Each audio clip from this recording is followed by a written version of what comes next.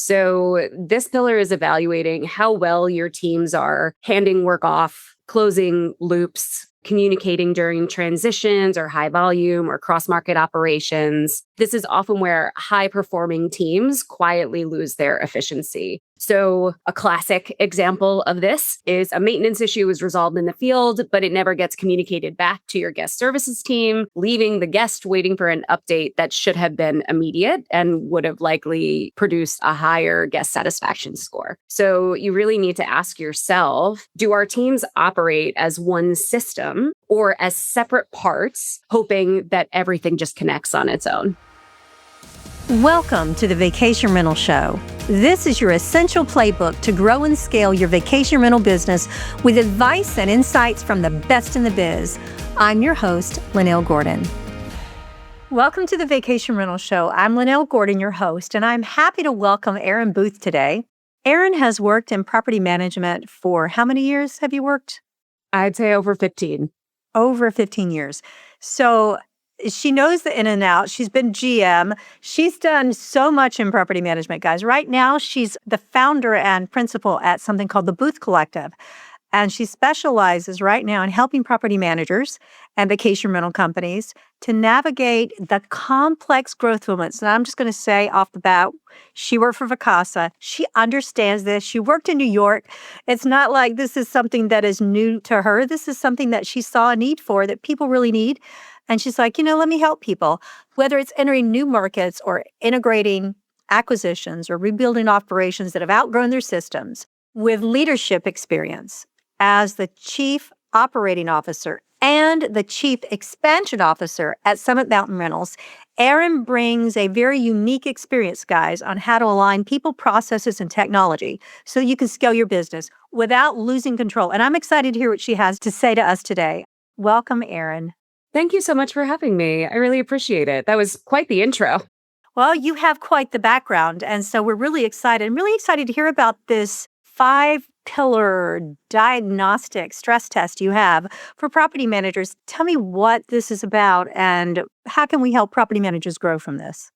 Sure. So the pillar diagnostic, it really was born out of a couple of conversations that I had been having with property managers where they were simply asking, but where do I focus on? What do I need to pay attention to? Because as a property manager, there's always something going on. And typically individuals will put out the fire that's right in front of them, right? That's the day to day. It's not even day to day. It's minute to minute, We all know that.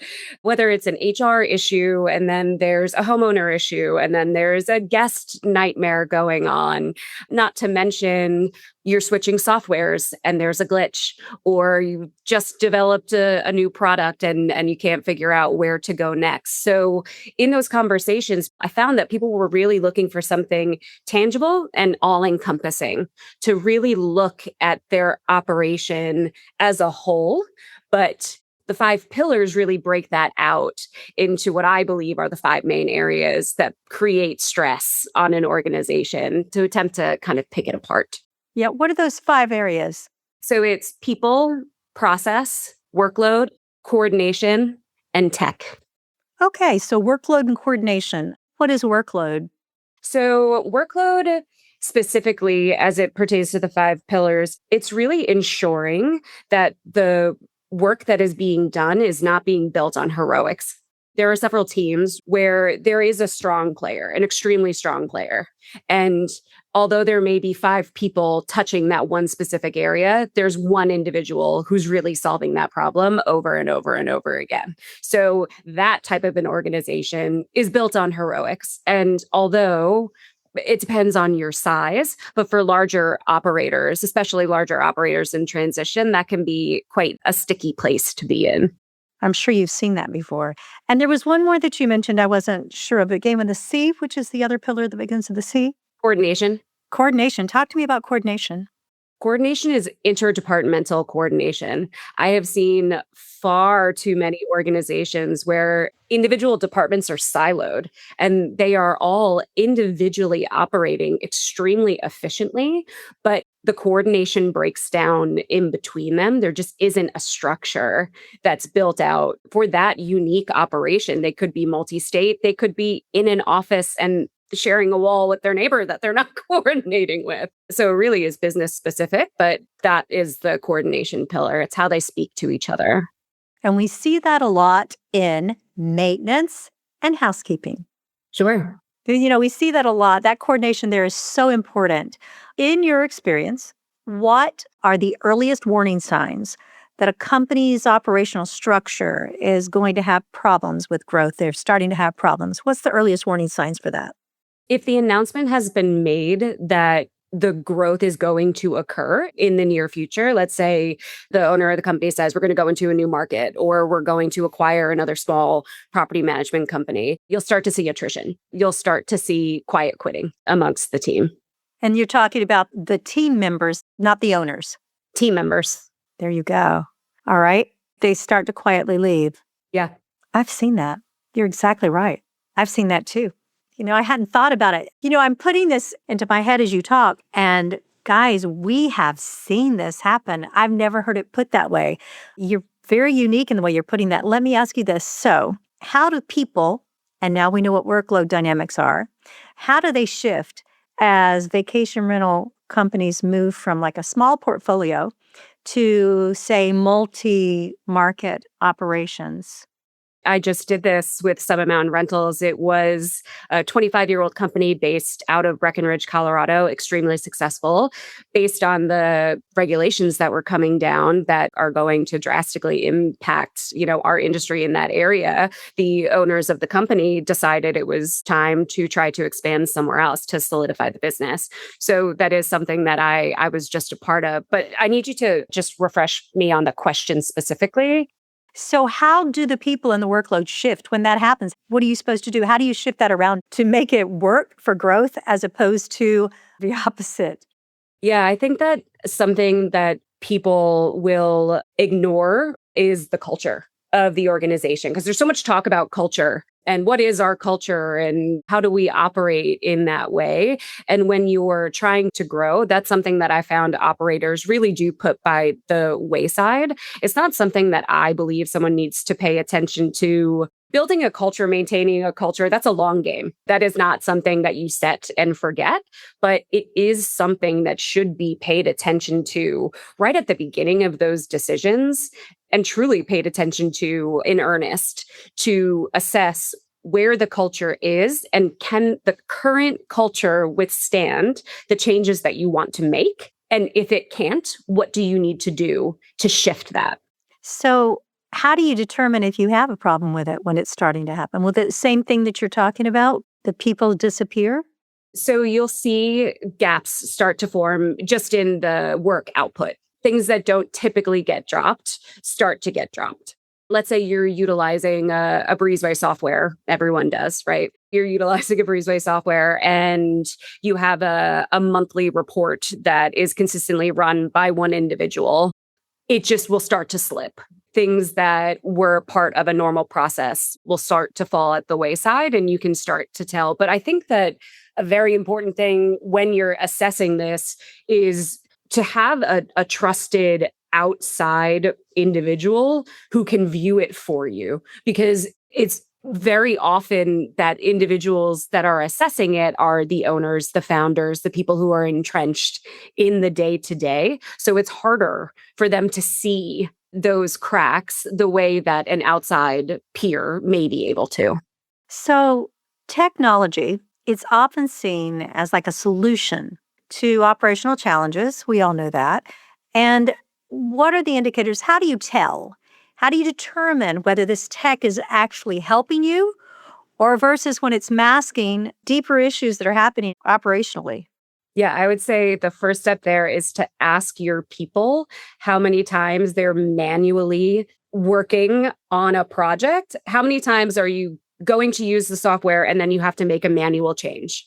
How many times are your individuals doing that? And you can ask that across any department and any tech. What are your manual workarounds for this system or this issue that you face on a day to day? And that'll help pinpoint whether or not, okay, well, we're not using the software. We're using our workforce to find a solution to a problem with a tool that is kind of just placeholder. So that's always a good place to start. That's excellent. Or else they're using the tool and then they're taking reports from it and they're manually doing what it's supposed to do automatically. I have seen that in operations happening as well. That's excellent. It's an excellent answer because that's true. I love when I ask something to you and you're giving it back to me, and I'm finding examples in property management companies that I've worked with, because I've worked with a lot of them over the years, and I'm like, oh yeah, that happened there. Oh, that happened here. So when a company is transitioning or integrating something new, what is the first operational pain point, pressure point that you typically would look at, to see how things are going with that integration or that transition? I would say to look at your field workers and to assess what's going on with your field workers. So oftentimes there's a snowball effect, and your, frontline employees who are out, let's say, doing the physical inspections. And in Breckenridge, they're braving the elements and they are, really out there trying to accomplish something that is quite difficult to begin with.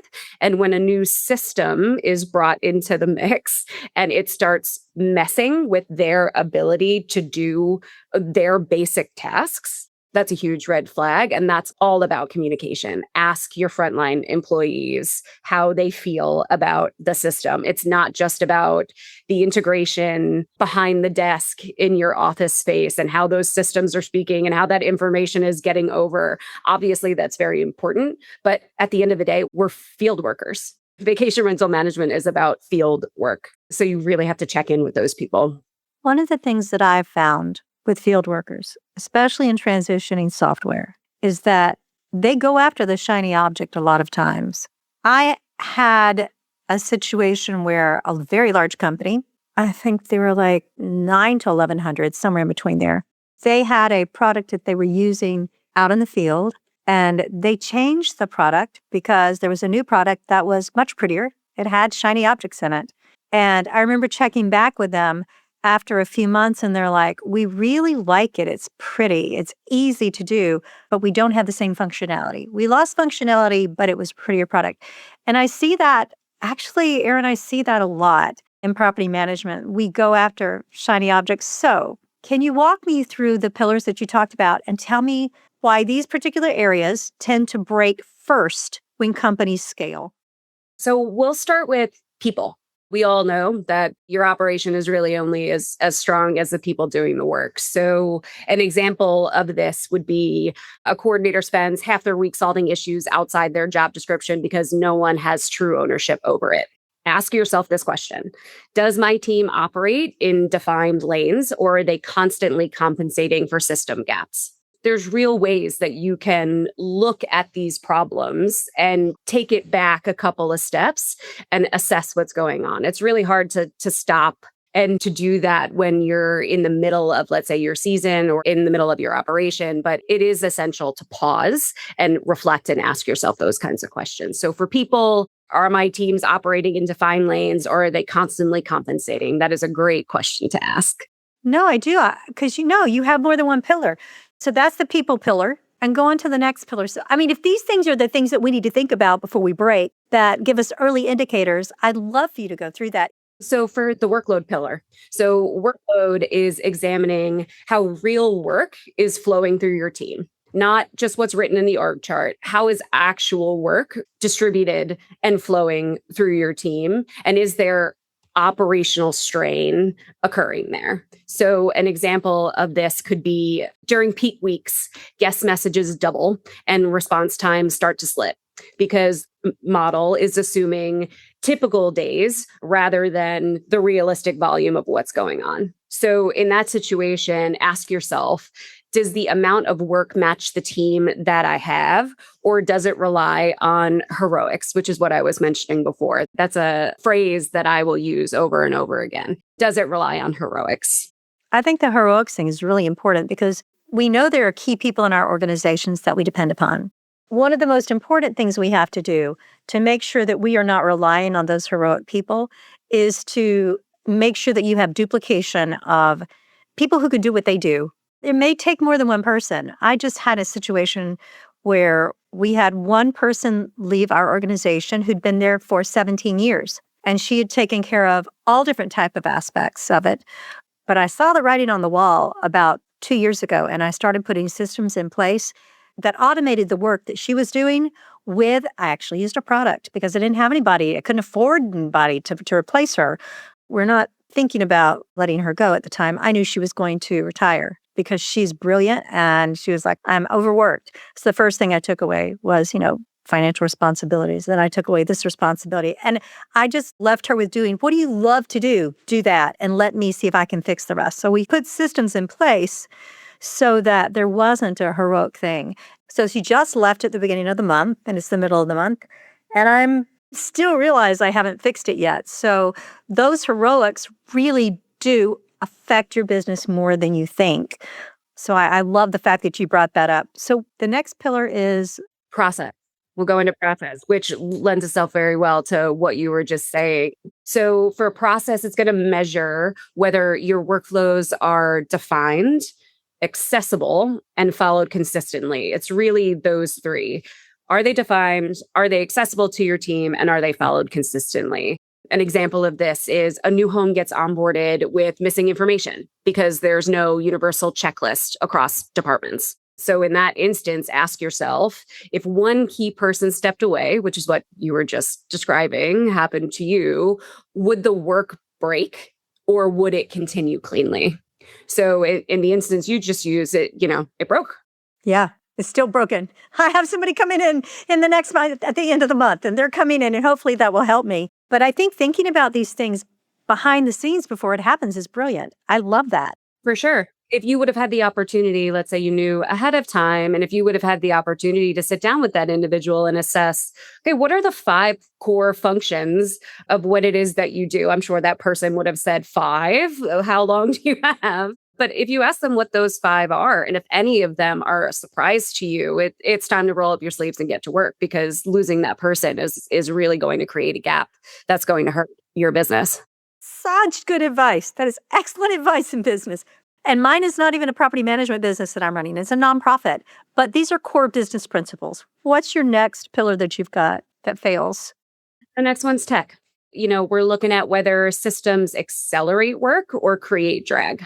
There can be misconfigurations in there, manual patches, tools that overlap, and automation failures that really slow your teams down. The tech that you use is supposed to assist in your day-to-day operations and to make things easier for you, not the opposite. So an example of that is, your property management software, it sends duplicative messages because automations were built on top of old workflows. And nobody knows which rules control what. So they just simply leave it be and allow for those duplicate messages to go through. I've seen this. See, that's the things I've seen. It happens all the time. So you really just need, in that situation, just ask yourself, do our tools make the work easier, or are they creating more of it? In that instance, they're creating more of it. So that's the tech pillar. Your tools have to work for you. Built by property managers for property managers, Streamline is a powerful software that gives managers enterprise-level capabilities to drive more revenue and improve operational efficiency.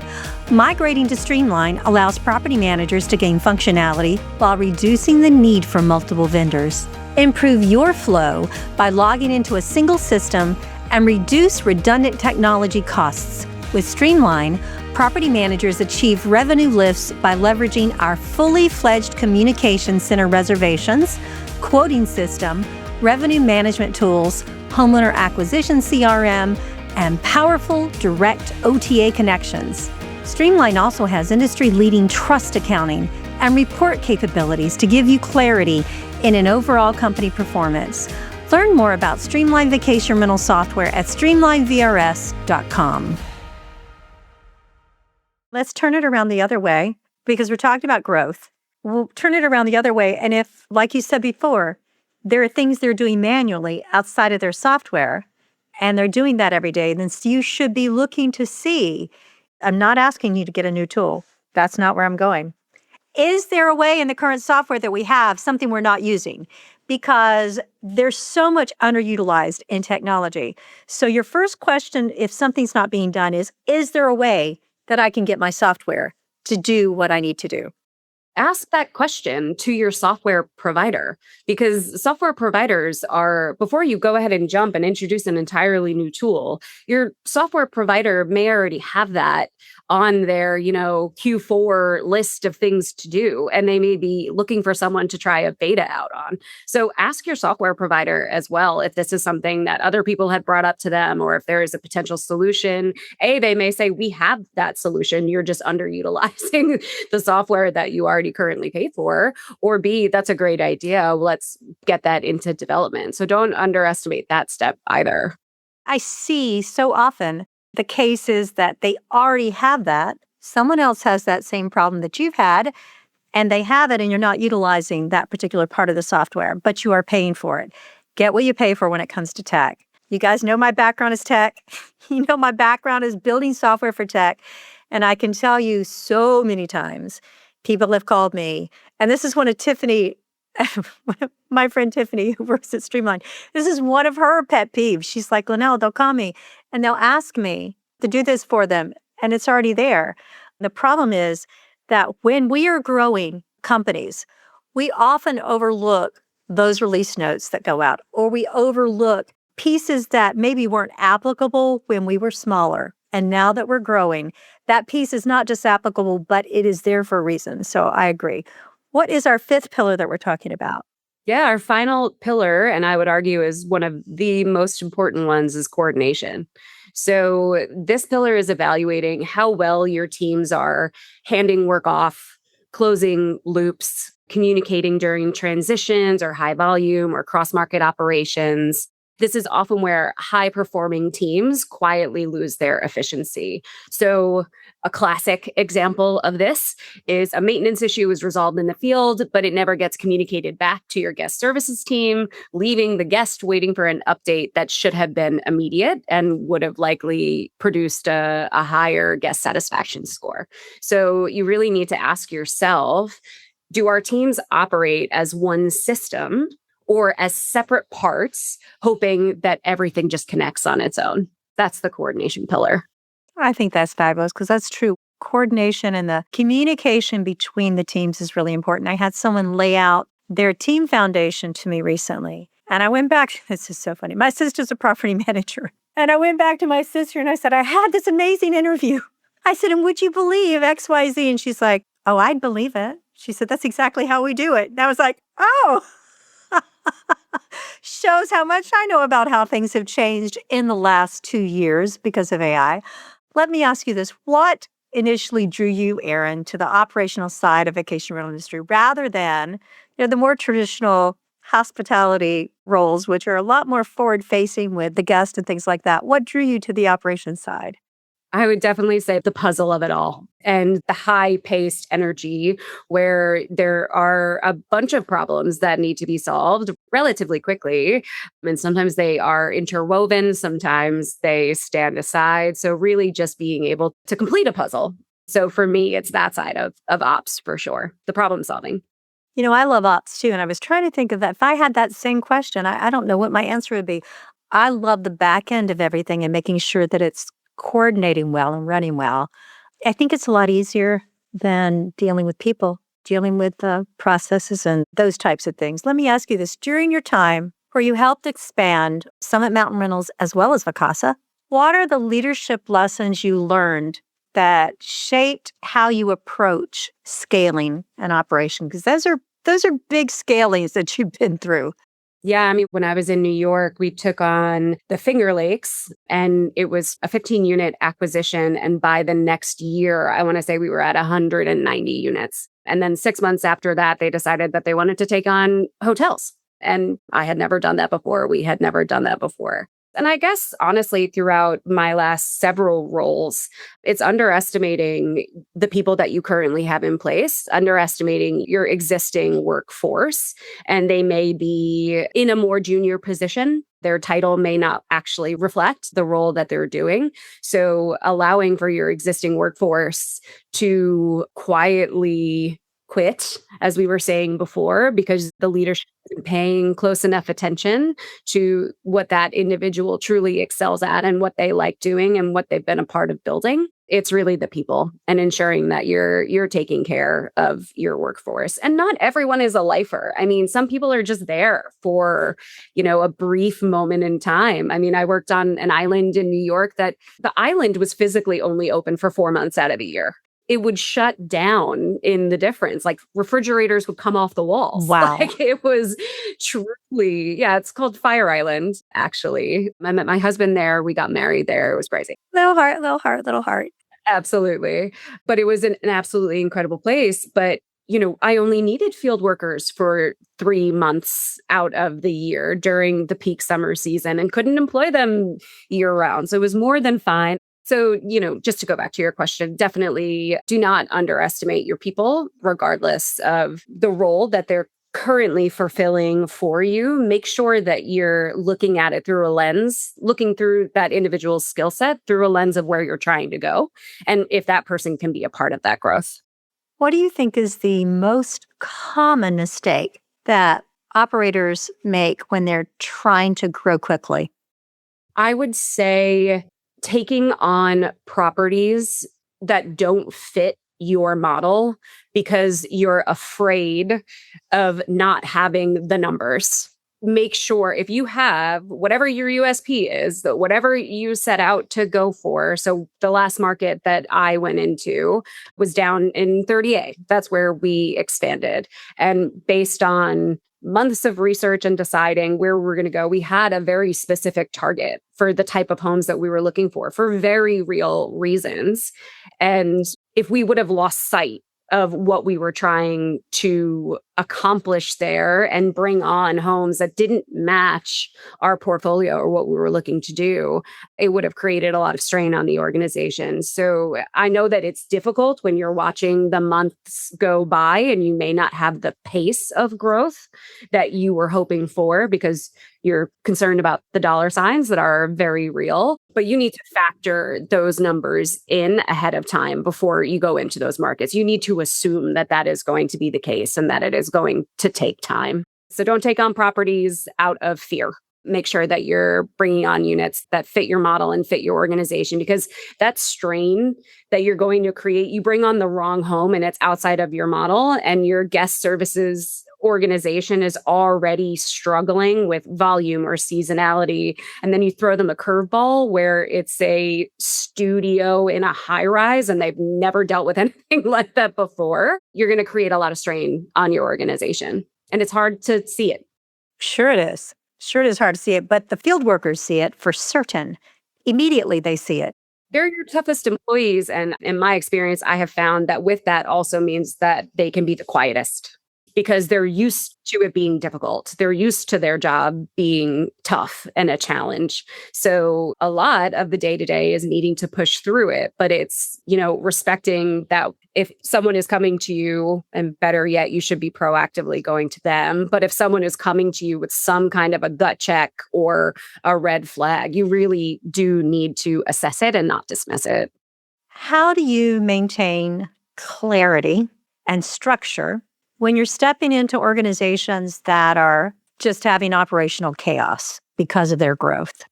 In that instance, and I've seen it before and I've been a part of it before, sometimes a hard reset is necessary. Sometimes a hard pause button needs to be pressed. And although what that looks like physically is more than not a complete pause of operations and getting everyone in together for a structured reset. You don't shut your operation down. Although I did in my previous organization, we had one of the best rules ever where for 2 weeks in our slow season, we did not accept new reservations during that time. So our teams did get a break. We did offer that to our employees, which was an incredible gesture. But if you're in operational chaos, you are likely in a mindset that you need to continue pushing through to the break point. If I just keep pushing and if I just keep hammering away at it, I'm going to hit a break point and there's going to be a release, because more than not, we all have that with seasonality shifts, right? That break does come. But if you are a growing operator, particularly if you're, let's say, a winter market that is now becoming a summer market, that break doesn't exist anymore. So you have to forcibly find that time and make the time for that reset, because that chaos is just going to take you off the rails. What part of helping companies rebuild and grow, what part gives you the most satisfaction in that job that you've had? I think that for me, it's been the people that I've been working with and being able to sit down and assess a situation, and for someone to finally feel that they've been heard, that the issue or the problem that they're bringing up, it is problematic, and they're not trying to complicate things further or complain or be, that employee.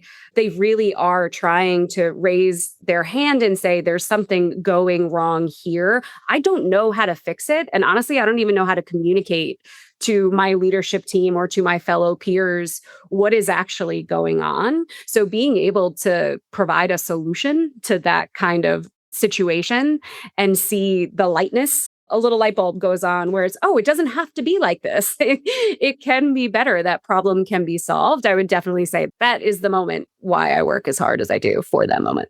What is your favorite property management owner or guest story? I don't know why that immediately made me giggle. I think you always think about the crazy ones. Of course, and that's the one I want to hear about. I haven't been asked that question in quite some time. I mean, it has to be a golden moment. It has to be when you're working in the hospitality industry, you always hear the bad things. For every positive, your guest services agent is fielding 10 negatives, like, where is the spoon? You're ruining my vacation. It's like, I don't imagine that's true. But they think it is. They believe every bit of that. It's the end of the world. And I mean, we're there to solve that problem. I'm not here to judge how much you care about spoons. If that really matters to you, we're going to bring you a spoon. And that's totally fine. But I think that there was one specific instance when I was in New York, and a woman took the time to write me a handwritten letter thanking me for providing her with, I knew it was a family reunion, so I went the extra mile and I put out a whole cookie making kit so that she could make cookies with her grandkids and just kind of have that experience, because it was on that island and the weather was poor. And when you're there, there's nothing to do. If you can't be outside, there's nothing to do. There's no cars. You ride bikes around. It's just an absolutely incredible place. So I set all of that out, and she wrote me the most beautiful note ever, thanking me for, doing that for her and her family. And it was such an easy gesture. It really was one of the easier things that I've done, but I still have the card. I mean, it was years ago that I got it, and that definitely meant the world That's to me. very precious. I've got the crazy ones, but we'll leave it. We'll leave it. I like the cookie one too. The cookie's a good story. Is there any other advice that you would give property managers that are looking to grow, Erin? Just make sure that you've taken the time, be it a full audit, working with someone else, or just self-reflecting. Make sure that you've done your diligence on your own organization to assess whether or not you're really ready. I mean, you can push through as operators. We can push through any problem. We can solve any problem. And that mentality is why some of us are as successful as we are. But that does not mean that you don't need to do the diligence to stop and ask yourself, are my people ready? Is the workload something that can be handled? Are the processes in place? Do we have the right tech? Is everyone coordinating? You have to ask those questions before you grow. And if you ask yourself those and the answer is tick, tick, tick, tick, tick, go for it. Nothing's stopping you. But just know that those are all going to evolve, but you have to keep your finger on the pulse for each of those before deciding to grow. You just do. I love that. Thank you so much for taking the time. If people want to reach out to you, if they have questions and they just go, hey, I'd like to reach out to Erin, how would they reach you? Yeah, I'm on LinkedIn. That's a great place. Or they can just reach out directly, Erin at theboothcollective.com or hello at theboothcollective.com. So Erin's spelled Erin, guys. Erinbooth. You can find her on LinkedIn. Thank you so much for being with me. Thank you, Linnell. I've really enjoyed this. This episode of the Vacation Rental Show is brought to you by Streamline. To find out more about how Streamline can grow your vacation rental business, visit streamlinevrs.com. Make sure to search for the Vacation Rental Show in Apple Podcasts, Spotify, and YouTube, or anywhere else podcasts are found, and hit subscribe so you never miss an episode. On behalf of the team here at Inhabit, thanks for listening.